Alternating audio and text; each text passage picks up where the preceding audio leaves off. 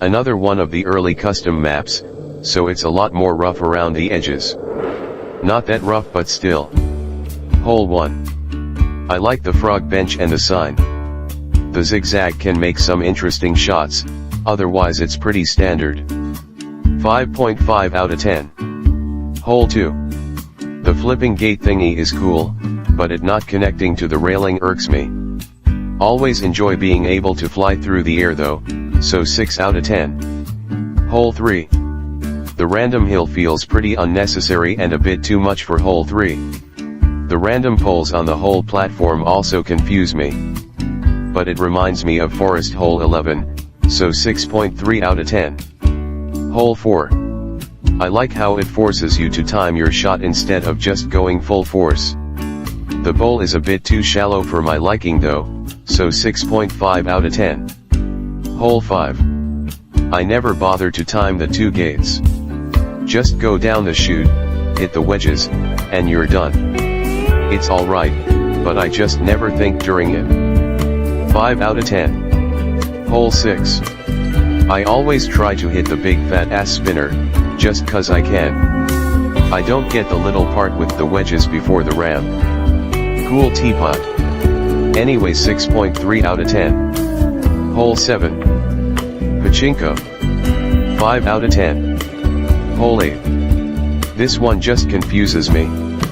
Too many paths, feels like N64 Yoshi Valley. Also that random moving square is just strange. 6.5 out of 10. Hole 9. This feels like that one facility hole, just without the cool HEO. The hill after the hole makes it feel way better when you sink it.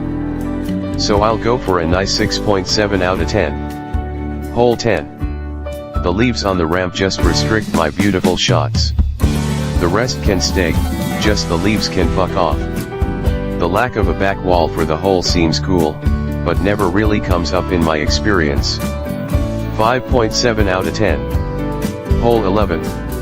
The fat ass spinner return, as does the frog. The timing on second stroke is pretty tight, so that's cool. Spinners near hole have messed me up more times than I can count. 6.7 out of 10. Hole 12. Looks like that one Mario 3D World level with the giant hill.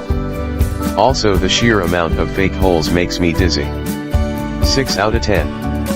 Hole 13. I'd very much prefer some wedges over the corner on the first part. Actually hitting the super tiny moving square feels so hype. Other than that, it I. 6.5 out of 10. Hole 14. Timing test. 6.3 out of 10. Hole 15. I only remember this hole because the egg was here. However, I did not care for the ramps. 5 out of 10. Hole 16. This one's cool. Reminds me of Arctic Hole 6, and I honestly like how the leaves are used here. But Azure Ski didn't put an invis wall behind the hole, so some points will definitely be deducted. Still, 7 out of 10. Hole 17. The first parts gives me strong Scarlet Dawn Hole 2 vibes. I like how if you just shoot to the left or right, you only have to time one spinner. The pachinko rerun feels unnecessary though. 7 out of 10. Hole 18. Absolutely enormous fountain.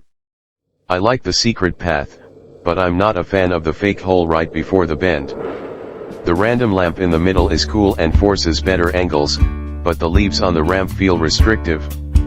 The Oasis Hole 18 bowl just drags on, but it lets you observe the sign. Overall, I'm feeling a nice 7.5 out of 10. This map definitely suffers from being the first. I think it's the weakest of Azure Ski's maps, and even then it blows certain other ones out of the water. I also like the abundance of frogs on the map, so I'll go for a syrupy 6 out of 10.